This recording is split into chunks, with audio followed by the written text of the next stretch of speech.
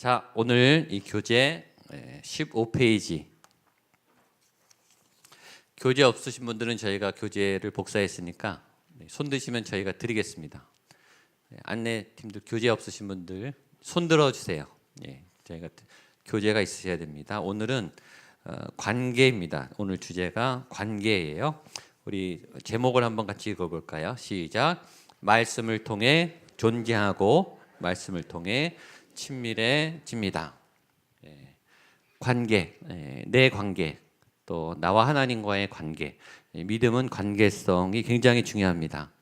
오늘 본문에 들어가기 전에 질문을 하나 한다면 여러분 속으로 여러분 스스로 생각해 보세요. 지금 내가 가장 친한 한 사람, 예수님 말고, 예수님한테 도망가지 마시고 사람 중에서 내가 제일 그 사람이 생각하는 건 상관없어요.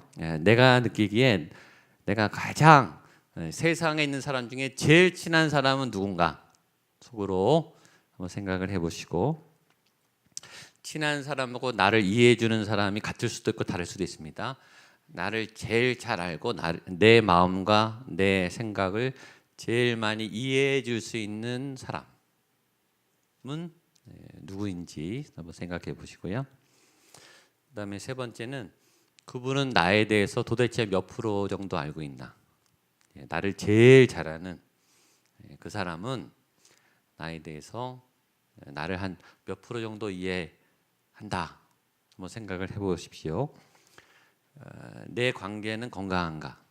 내 주변에 내가 관계하는 친밀한 사람들과의 관계는 건강한가? 내 주변에 좋은 정말 마음을 나눌 수 있는, 또 힘들 때 도움을 요청할 수 있는, 정직하게 내 상황을 아뢰고 또 그 사람에게 도와달라고 말할 수 있는, 또 내가 누군가 나에게 도움을 요청할 수 있는 그런 깊은 관계, 친한 관계는 얼마나 갖고 있는가를 한번 점검해 보시면 좋겠습니다. 자, 1번 관계함으로 존재합니다.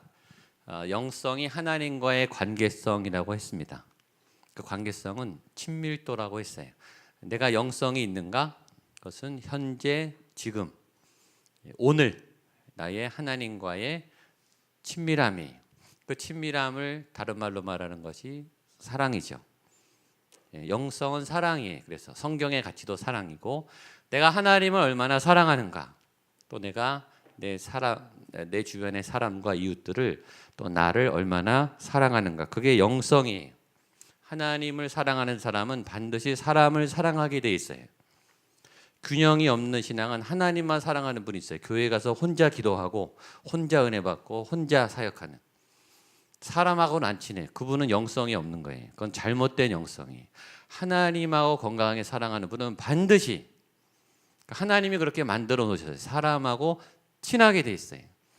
그래서 이 사람이 사람하고 친한가를 보면 그분의 영성이 나와요. 하나님하고 친한 영성이 좋은 분이 사람하고 관계가 안 좋을 수가 없어요. 그럼 하나님을 친하지 않은 분은 잘못 만난 거예요.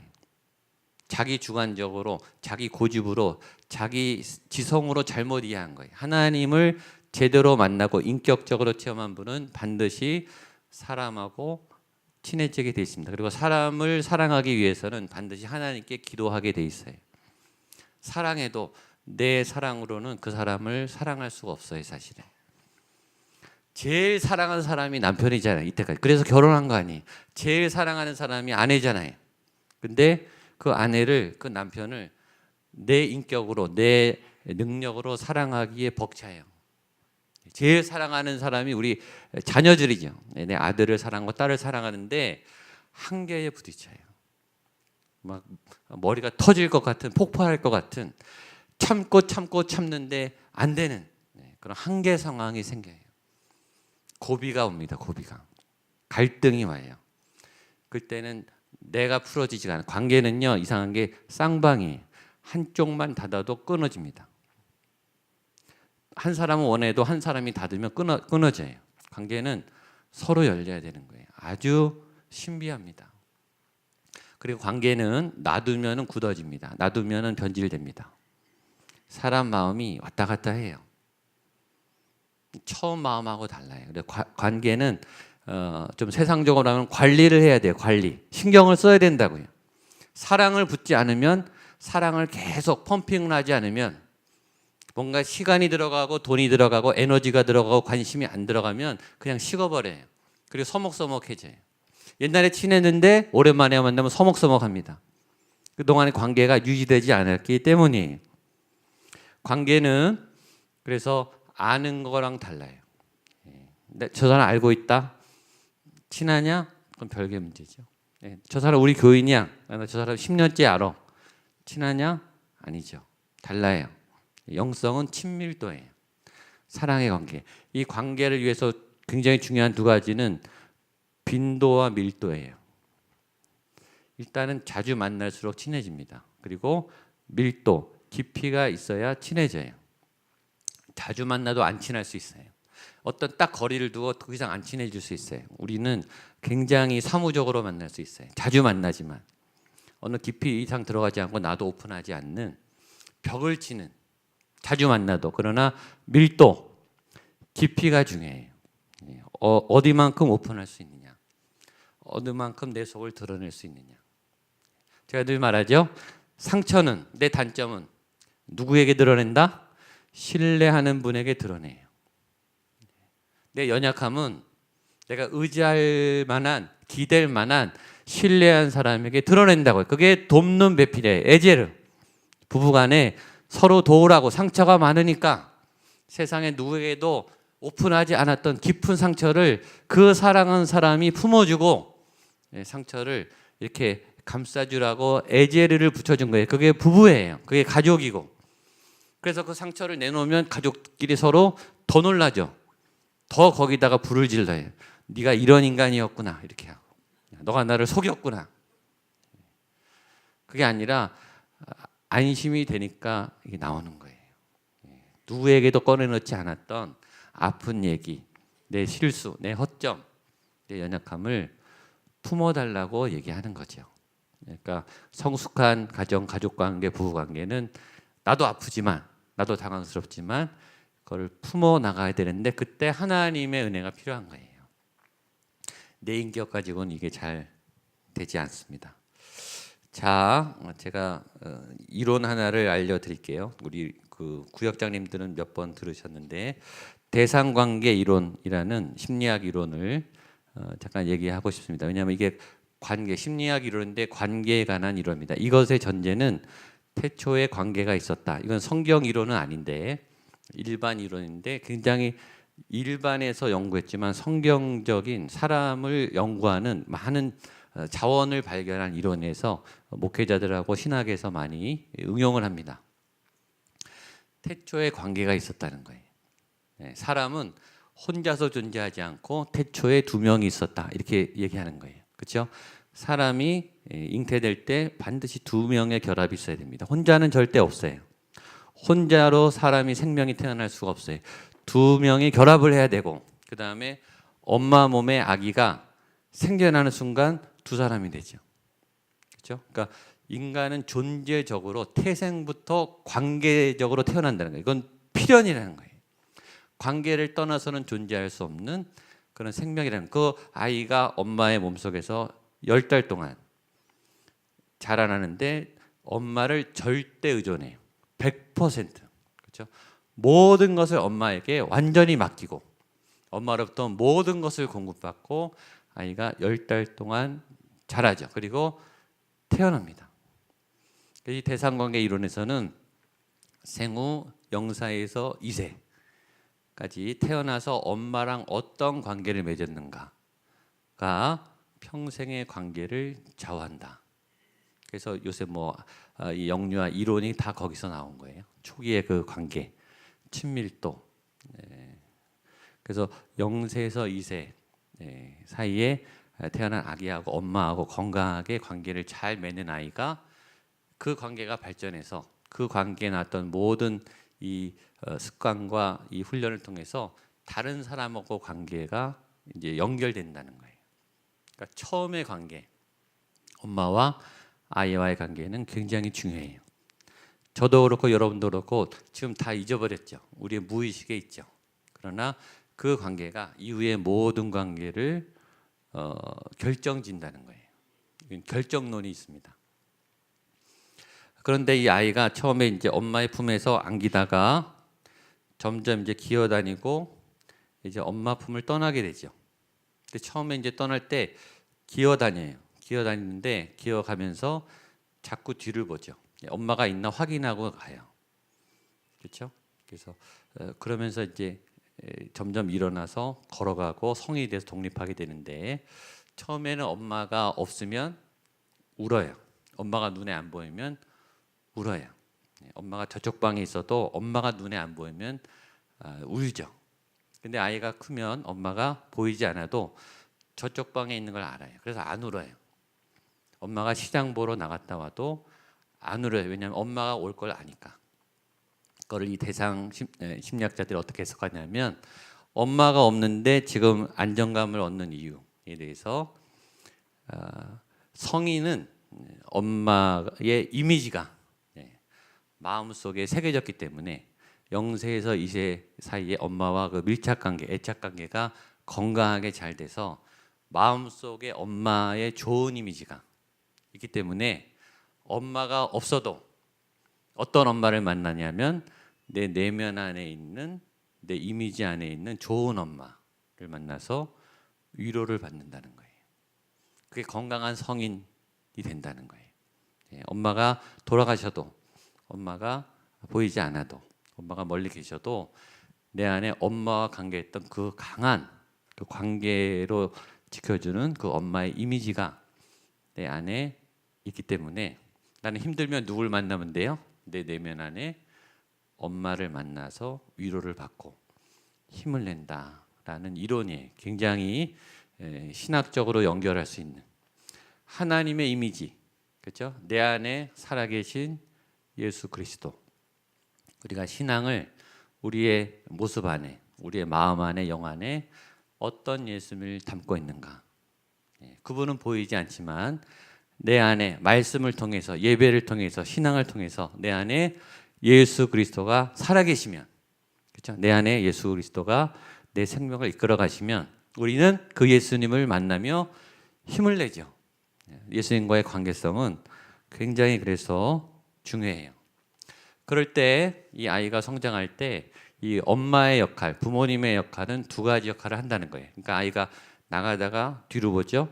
나가다가 뒤를 봐요. 그러니까 이 엄마가 베이스먼트가 되는 거예요. 그걸 안전기지라고 말합니다. 건강한 안전기지. 가정이, 부모님이 든든한 베이스가 되면 될수록 아이는 안심하고 멀리 나가요. 근데 뒤돌아보는데 엄마가 없고 불안하고 엄마가 좀 이렇게 안정감이 없어요. 그럼 아이가 멀리 못 나간다는 거예요. 그러니까 부모님이 건강하고 부모님이 아이들에게 든든한 보호막이 되면 될수록 아이는 멀리 나갈 수 있어요.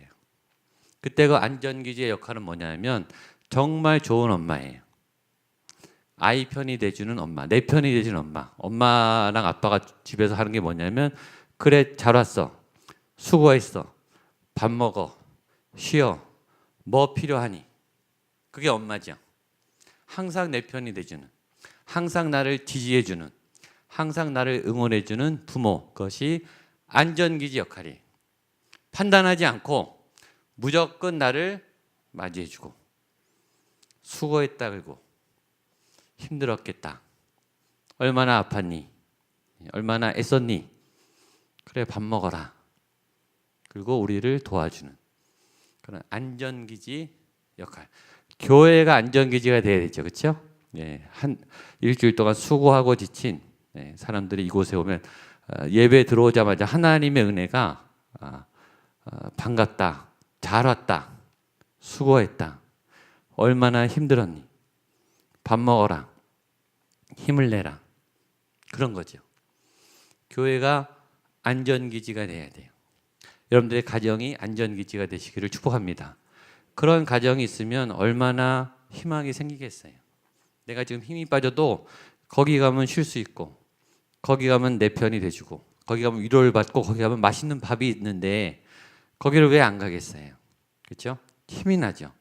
그러니까 여러분이 피난처, 여러분이 쉴 곳, 여러분이 기댈 수 있고 의지할 수 있는 영적 베이스먼트, 안전기지가 우리 목양교회가 되고 여러분들의 구역이 되고 여러분들 공동체가 되기를 축복합니다. 교회 학교가 그걸 만들어야 되는 거예요. 아이들이 학원에서 학교에서 뭐라 그러지 않으면 자기들끼리 알아서 경쟁하고 비교하고 열등감에 빠져 있는 그런 아이들이 교회에 오면 무조건 받아줘야 돼요. 품어주고 사랑해주고 무조건적인 사랑. 그런데 안전기지만 있으면 위험해. 무슨 부작용이 생길까요? 안전기지가 너무 좋으면 안 나가요. 너무 좋으니까. 여기서 다 해주니까. 그래서 완벽한 부모는 그래서 안 되는 거예요. 좀 구멍이 있는 부실한. 그래서 아이들에게 적절한 좌절, 굉장히 중요한 용어예요. 적절한 좌절이 필요해요. 때에 맞는 고난. 엄마를 믿었는데 엄마가 실수했어요. 밥을 안 싸줬어요. 옷을 챙겨줬는데 안 챙겨줬어요. 그러면 이거 무슨 생각하죠? 엄마를 다 믿을 수는 없구나. 내가 챙겨야 되겠구나. 그래서 이 적절한 좌절을 통해서 이 부모가 하는 또 하나의 역할은 그래 너가 다 먹었으니까 이제 나가. 싸워. 그리고 부딪혀. 도전해. 넘어졌어? 일어나. 괜찮아. 할 수 있어. 이런 격려를 통해서 자꾸 내보내야 되는 거예요. 이 둥지에 틀어 앉아있지 않도록 애를 일어나서 쉬었지? 밥 먹었지? 됐으니까 이제 일어나. 나가. 떠나. 싸워. 해봐. 안 돼? 괜찮아. 한 번 더 해봐. 안 돼? 힘들었겠다. 다시 해봐. 그렇게 해서 아이가 쭉쭉 뻗어나가도록 좌절을 극복하도록 또 현장에서 스스로 해결할 수 있도록 그것을 도와주는 역할이 부모의 역할이라는 거예요. 가정의 역할, 교회의 역할. 그렇죠? 교회는 come and go 와서 위로받고 쉼을 얻고 양식을 먹고 그 다음에 go 나가서 싸워서 정복하고 다스리도록 그게 교회예요. 교회는 도전을 줘야 돼요. 잘 왔다. 우리 교회 그냥 머물러 계셔라. 그게 아니라 웬만큼 준비됐으면 이제 나가십시오. 교회 떠나십시오. 선교사로 나가십시오. 파송합니다. 가서 피 흘리고 싸우십시오. 그리고 다시 오시면 우리가 또 보호해 드립니다. 또 우리가 영적 양식을 제공합니다. 또 나가십시오. 그게 교회예요. 교회는 잘 내보내야 돼요. 잘 떠나셔야 돼요. 그래서 훈련받고 잘 나가셔야 돼요. 아울리치, 뻗어나가는 일들을 잘 해야 되는 거예요. 그게 순환이 돼야, 몸이 순환해야 건강하듯이 가정도 순환해야 되고, 그렇죠? 제일 미치는 게 다 큰 아들이 집에서 방구석에서 할 일 없이 구멍을 파는 거예요. 그거 얼마나 미치는 거예요. 나갈 때 나가야죠. 뻗어나가야죠. 날개를 필 수 있도록. 본인도 애쓰고, 또 부모도 격려하고, 교회 안에 계속 있는 교인들, 건강하지 않은 거예요. 나가셔야 돼요. 뻗어나가서 새로운 일을 찾고 도전하고 정복하고 하나님의 일들을 개척하고 세상 가운데 하나님의 땅을 세워나가고 그게 교회예요. 사람의 1번 보겠습니다. 하나님의 존재 형태 삼위일체죠. 하나님 역시 세 분이 하나 관계적으로 존재하세요. 하나님이 그러하듯이 완벽한 세 분이 완벽하게 하나예요. 이건 이론적으로 설명은 안 돼요. 삼위일체는 설명 안 되지만 일단은 세 분인데 한 분인 거예요. 세 분이 각각 독립된 완전히 다른 분이에요. 그러나 세 분이 완전히 하나예요. 성경은 그런 하나를 말합니다. 사람 역시 관계로 존재해. 내가 누구와 존재하는가? 5가지 사람의 관계는 여기 5가지가 나옵니다. 첫 번째는 with self, 나와 나의 관계예요. 이게 제일 중요한 기초예요. 내가 나랑 친한가? 내가 나를 사랑하는가? 내가 나를 이해하는가? 내가 나를 좋아하는가? 내가 나에게 화가 나 있는가? 그걸 요새 말하는 자존감, 열등감 이렇게 말하죠. 내가 나랑 친하지 않은 분이 열등감이 많은 사람이에요. 열등감이 많고 자존감이 낮으면 우울증에 걸려요. 자기랑 자기가 통합이 안 돼서 나랑 내가 커뮤니케이션, 나랑 내가 대화가 안 되고 내가 나를 이해하지 못하고 내가 내 몸을 이해하지 못하고 내 마음의 상태를 내가 모르는 거예요. 내 몸이 막 아픈데 내 마음이 아픈데 나는 막 또 뭘 하는 거예요. 뭔가 통합이 안 되는 거예요. 자기 이해. 그래서 윗셀프 나의 관계는 5가지 단계가 있습니다. 첫 번째는 자기 탐색. 내가 나를 잘 관찰하셔야 돼요. 내가 누군지를 탐험해야 돼요. 다른 사람을 알고 상황을 살피는 것도 중요한데 여러분이 자기를 체크하셔야 돼요. 내가 지금 어디까지 왔고 내가 어디에 있고 내가 뭘 하고 있고 내 컨디션은 어떤가. 내 마음의 상태, 내 몸의 상태, 내 능력의 상태는 어떤가. 내 주변은 어떤가. 내가 다른 사람들에게 어떤가. 자기를 아주 객관적으로 잘 탐색을 해야 돼요. 자기 분석을 잘 하셔야 돼요. 그러려면 다른 사람 말을 잘 들어야 돼. 내가 못 보는 나의 섀도우 영역, 그늘진 영역을 다른 사람이 보고 있는데 가족이 제일 잘 봐요. 그러니까 나를 알기 위해서는 다른 사람에게 나를 물어봐야 돼요. 내가 어떻게 보이냐? 내가 어떤 거 같냐? 너 보기에는 어떠냐? 내가 나를 못 본다니까. 내가 내 얼굴을 못 보잖아요. 그렇죠? 거울밖에 못 보잖아요. 거울은 허상이라고 해서 거울에 비친 건 이미지죠, 이미지. 여러분을 볼 수가 없어요. 다른 사람의 말을 들어서 아셔야 돼요. 두 번째는 그래서 자기를 이해하셔야 돼요. 내가 이런 사람이었구나. 나에게 이런 면도 있었구나. 내가 이런 아픔이 있구나. 이 아픔이 계속 나를 이렇게 힘들게 하는구나. 내가 이럴 때 약하구나. 내가 여기서 이럴 때 꼬꾸라지는구나. 자기를 이해하셔야 돼요. 그래서 세 번째, 그 자기를 수용하는 거예요. 마음에 안 들지만 좋은 거는 좋은데 내가 마음에 안 드는 게 있어요. 내가 미운 데가 있는데 그것도 나니까 그걸 나를 수용해야 돼요. 과거의 실수, 내가 나를 용납 못해. 내가 왜 그때 떨어졌나? 내가 그때 왜 졸았나? 그때 왜 그걸 기억하지 못했나? 그때 인생에 큰 갈림길이 있었고 큰 아픔이 있었어요. 생각하기도 싫어요. 끔찍해요. 그런데 그게 나잖아요. 그 실패하고 그 보기 싫은 나를 내가 받아줘야죠. 쉽지가 않습니다. 굉장히 어려워요. 그래서 자기를 수용하고 토닥거려주고 자기를 받아들여야죠. 이것도 나구나. 네 번째, 그 자기를 이제는 극복하는 거예요. 내가 어디 자리만 가면 벌벌 떠는데 어떤 상황이면 화가 나는데 어느 자리에 가면 내가 통제가 안 돼요. 그 상처 때문에 그러는데 그거를 이제 극복해내는, 이겨내는, 부딪혀보는, 잘 안 되죠. 왜냐면 이게 지도가 다 세팅이 돼 있습니다. 이게 지도가 그려져 있어요. 잘못된 지도죠. 내 의지와 관계없이 내가 반응하는 잘못된 지도. 내가 여기서 화나면 안 되는데 나는 화를 내고 있어요. 내가 여기서 떨면 안 되는데 떨고 있어요. 떨리는 걸 어떻게 해요? 그 지도가 굉장히 강력하게 돼 있는데 그 지도를 다시 그리는 거예요.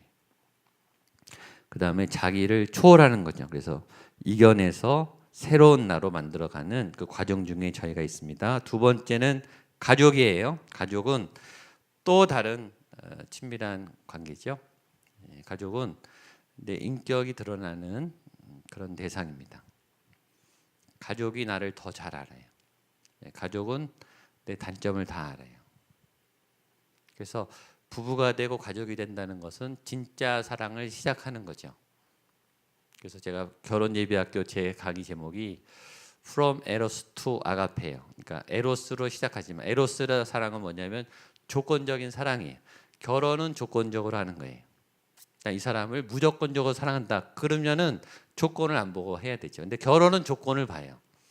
얼굴을 보고 성격을 보고 종교를 보고 학력을 보고 다 고르는 거예요. 사실은 결혼은 절대 아가페가 아니에요.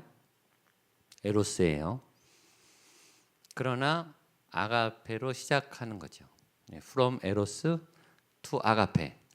하나님이 에로스적인 사랑에서 시작하게 하시지만 그러나 이제는 조건을 넘는 무조건적인 아가페 사랑으로 가는 단계. 그래서 사랑을 이제 배우는 거예요. 이 결혼 주례할 때 보면 참 하여튼 웃길 때도 많아요. 다 가진 것처럼 본인들의 사랑을 완벽할 것처럼 그렇게 시작을 하죠. 그렇게라도 시작을 해야 시작하니까 사랑에 아주 마스터가 된 것처럼 그게 아니고 이제 사랑 시작하는 거예요. 그러니까 사랑 앞에 겸손해야 되죠. 이제 시작이에요. 아이를 낳아봐야 진짜 사랑을 또 배우고 아이를 양육해 가면서 사랑을 배우죠. 사랑은 굉장히 심오한 겁니다. 그래서 가족은 정말 필요한 거예요. 그래서 싱글, 결혼 안 하는 거, 동성애 이거는 정말 하나님의 창조의 원리에 정면으로 반대되는 거예요. 하나님의 기가 막힌 이 프로그램, 가족을 통해 배우게 하시는 그 유익함과 그 인간됨의 모든 것을 느끼지 못하게 해요. 혼자 있는 것을 하나님이 좋아하지 않으세요. 독처하는 것은 보기 좋지 않았다. 하나님 말씀하셨습니다. 가족을 넘어서 다른 사람들, with others, 그 다음에 컨디션, 환경, 상황, 그 다음에 하나님과의 관계, 이 5가지 관계가 우리가 갖고 있는 모든 관계의 범주 안에 들어가고 내가 관계성이 좋다라고 말할 때는 이 5가지를 다 체크하셔야 돼요. 이 5가지는 다 연결되어 있습니다. 그리고 이것의 핵심이 하나님과의 관계예요. 그리고 하나님과의 관계의 제일 기초는 나와의 관계예요. 내가 하나님과의 관계가 좋으면 내 관계가 좋아져요. 하나님의 관계가 모든 것의 근원이 됩니다. 하나님을 아는 게 나를 아는 거예요. 왜냐하면 내가 하나님께 지음을 받았고 그분이 나의 메이커고 나의 디자이너고 나를 계획하시는 분이고 내가 그분의 형상과 모양 안에서 태어났기 때문에 하나님을 이해하고 성경을 이해하고 말씀을 이해하고 영적 세계를 이해하면 할수록 나에 대한 확장이 생기는 거예요. 나를 더 나에 대해서 점점 더 알아가는 거예요.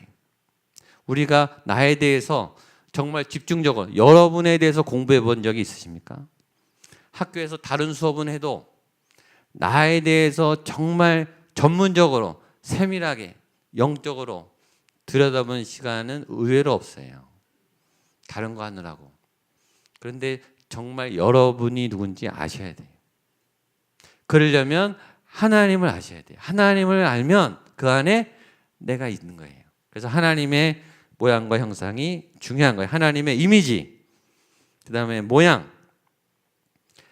자, 보겠습니다. 하나님 첫 번째 같이 한번 읽어보겠습니다. 1번 시작. 인간은 하나님과 무척이나 같다. 인간 안에는 하나님의 형상과 모양이 있고 신성이 있어요. 믿으시죠? 여러분 안에 하나님의 형상과 모양이 있습니다. 하나님 닮으셨어요? 예. 옆에 분에게 하나님의 형상과 모양이 있습니다. 예. 예. 하나님의 형상이 있습니다. 예. 신의 형상이 있는 몸이십니다. 아멘. 그러니까 인간은 통제불능이에요, 여러분. 사람이 사람을 통제한다? 불가능해요. 왜냐?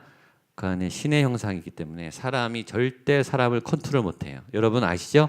내가 나도 컨트롤이 안 되는데 저도 모르겠어요. 저도 제 인생이 어떻게 될지 저도 모른다고요. 제가 결정을 해도 제 마음대로 되는 게 없어요. 내가 나도 통제가 안 되는데 내가 어떻게 제 아내를 통제하고 우리 아들, 딸을 통제하겠어요? 불가능해요, 여러분. 꿈을 깨세요. 넌 내 손 안에 있어. 말도 안 됩니다. 사람은 절대 통제가 안 돼요. 하나님이 어마어마하게 만들어 놓으셨기 때문에 사람이 컨트롤할 수 있는 대상은 아니에요. 관계는 맺을 수 있어요. 예. 코칭을 할 수 있죠. 예. 도움은 줄 수 있어요. 그러나 내가 휘어잡겠다. 내 계획 안에 너를 틀어 넣겠다. 여러분이 다치세요. 여러분이 상처받으세요. 하나님의 형상과 모양이 있기 때문입니다. 그러니까 사람을 여러분의 계획과 마음대로 할 계획을 버리세요. 그건 교만한 거예요. 그리고 무식한 거예요. 하나님이 다뤄가시도록 하셔야 돼요. 두 번째, 이 하나님의 형상 안에 있다는 말은 우리 창세기 말씀을 보겠습니다. 창세기 1장 26절 성경 있으신 분들 한번 펴보십시오.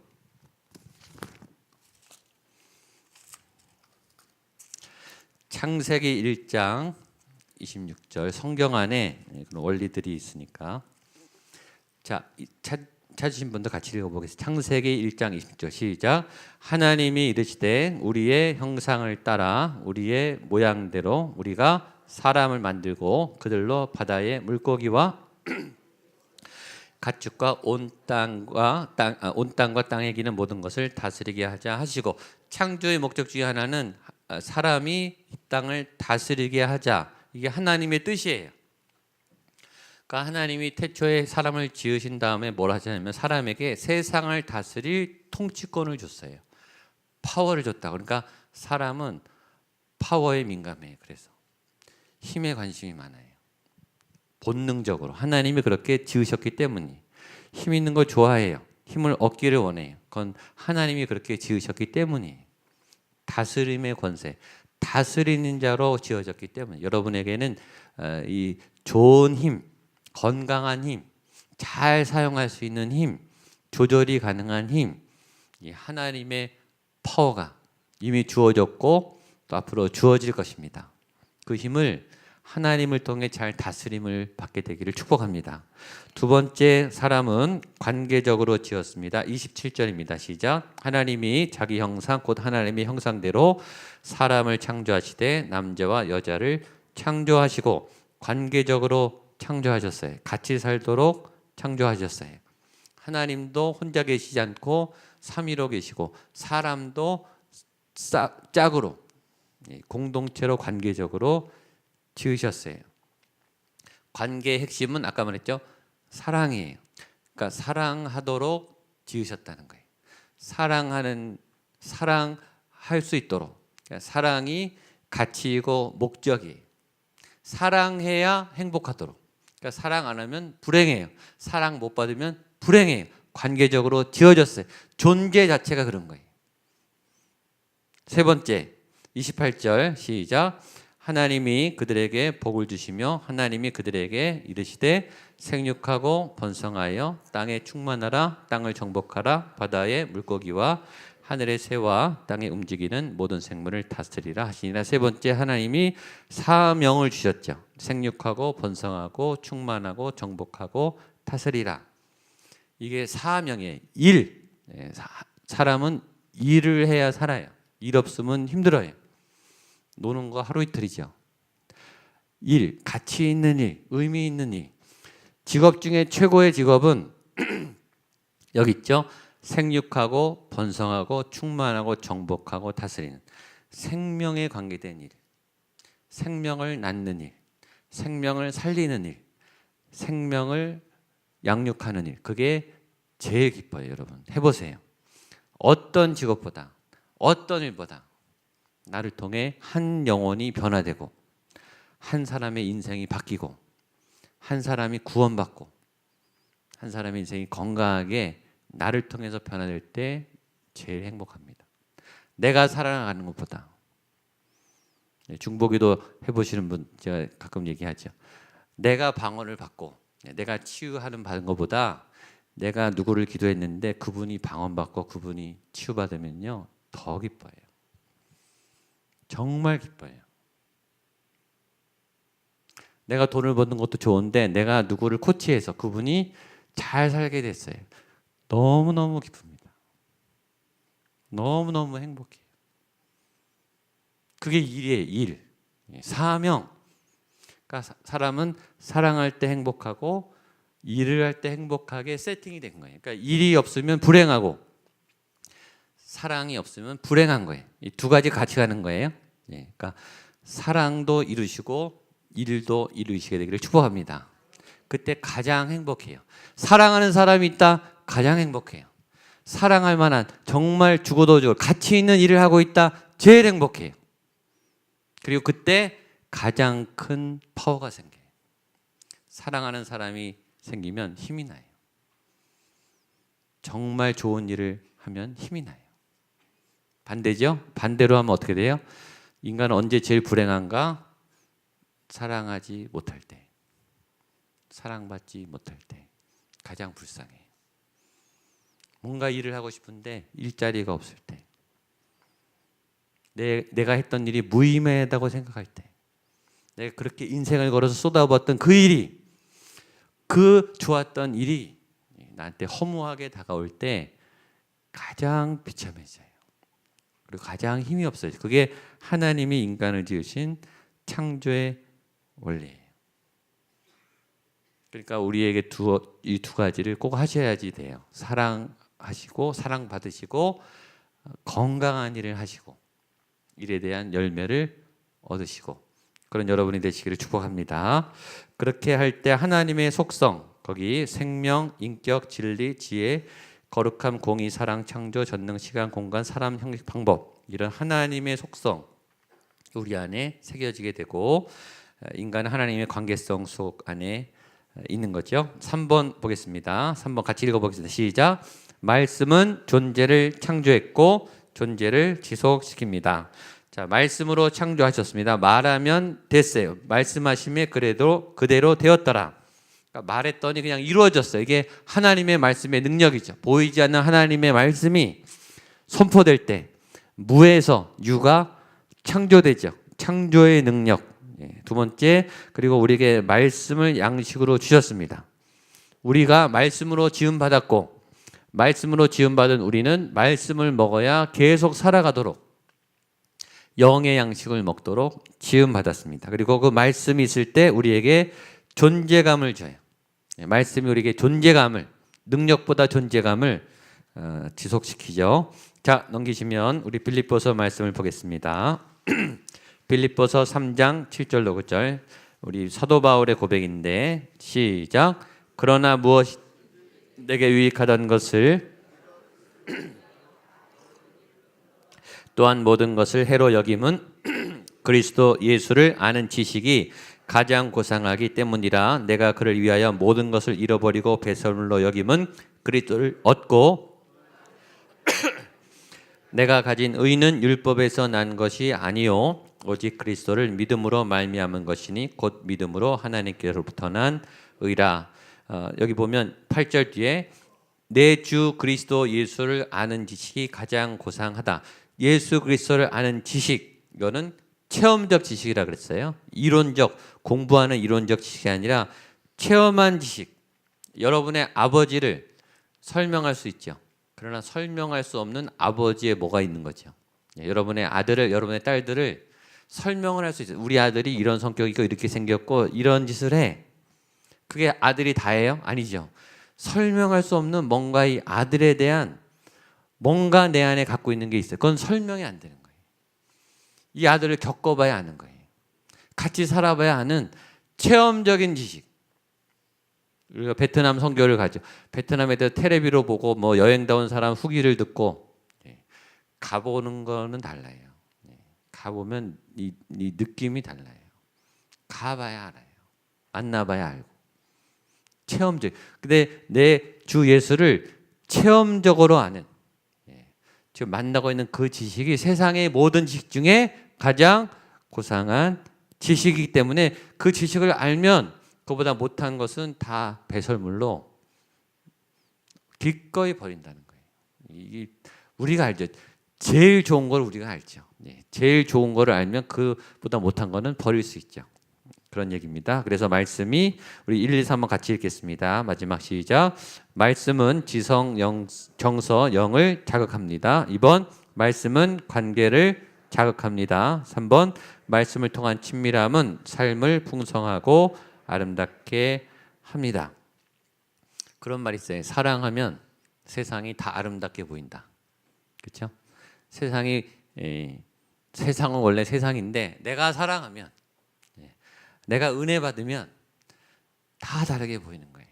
오늘 아침 말씀처럼 여호수아의 믿음이 바뀌니까 하나님도 똑같고 가나안도 똑같은데 여호수아가 이기게 되는 거예요.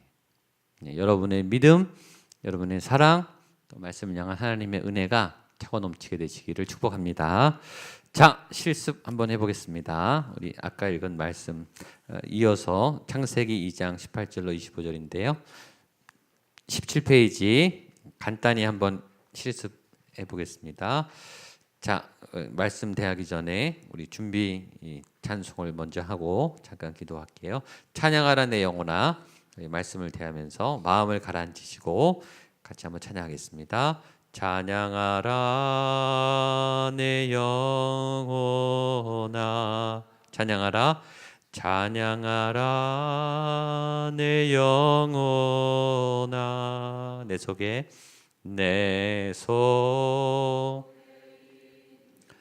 것들아 다 찬양하,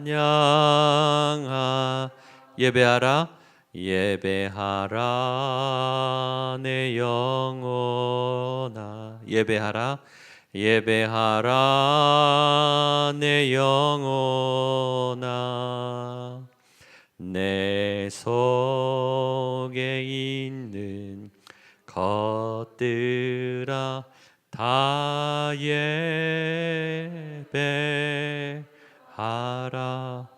하나님 말씀하여 주옵소서. 하나님 기다립니다. 내 판단으로, 내 지식과 경험으로는 영의 말씀을, 땅의 지식으로는 캐낼 수 없습니다. 주님, 우리의 땅의 것을 묶어주시고 하늘의 것을 열어주셔서 하늘의 신령한 보배로운 생명의 양식을 지금 눈으로, 마음으로, 영으로 취할 수 있도록 말씀을 열어 주시옵소서. 예수님의 이름으로 기도하옵나이다. 아멘. 한 절씩 교독하고 우리 묵상 한번 하겠습니다. 창세기 2장 18절로 25절 제가 먼저 읽겠습니다. 여호와 하나님이 가라사대 사람이 독처하는 것이 좋지 못하니 내가 그를 위하여 돕는 배필을 지으리라 하시니라. 흙으로 각종 들짐승과 공중의 각종 새를 지으시고 아담이 어떻게 이름을 짓나 보시려고 그에게로 이끌어 이르시니 아담이 각 생물을 일컫는 바가 곧 아담이 모든 육축과 공중의 새와 들의 모든 짐승에게 이름을 주니라. 아담이 돕는 배필이 없으므로 그가 그 갈빗대 하나를 취하고 살로 대신 여호와 하나님이 아담에게 취하신 그 갈빗대로 여자를 만드시고 그를 아담에게로 이끌어 오시니 이는 내 뼈 중에 뼈요 살 중에 살이라. 이것을 남자에게서 취하였은즉 여자라 칭하리라. 24, 25 같이 읽겠습니다. 시작. 이러므로 남자가 부모를 떠나 그 아내와 연합하여 둘이 한 몸을 이룰지로다. 아담과 그 아내 두 사람이 벌거벗었으나 부끄러워 아니하니라. 아멘. 자, 개인적으로 한번 읽어보시고 마음에 와닿는 단어나 문장 묵상해서 노트에 한번 기록해 보시면 좋겠습니다. 시작하십시오.